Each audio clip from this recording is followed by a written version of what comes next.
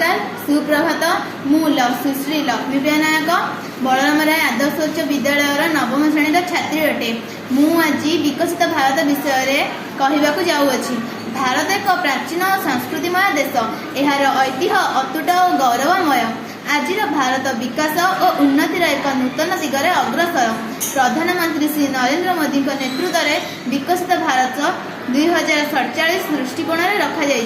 विकसित भारत बोली कहले ताहार अर्थ होची एक एमिति देश जेउठारे समस्त नागरिक सुविधापूर्ण जीवन बिताई पारिबे।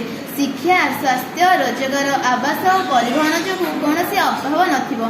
यह हेउची गरीबी मुक्त भ्रष्टाचारहीन और न्यायसंगत एक देश। भारत विकास दिगरे अनेक क्षेत्र में द्रुत गति में अग्रगति करुछि।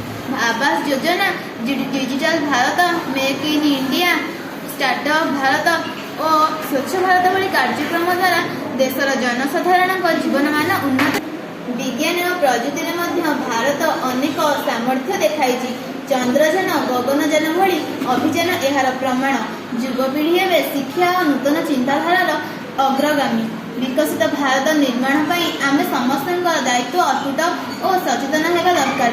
शिक्षार गुणवत्ता स्वास्थ्य सुविधा आर्थिक उन्नति और नीतिमूलक अग्रगति होची यार मूल आधार।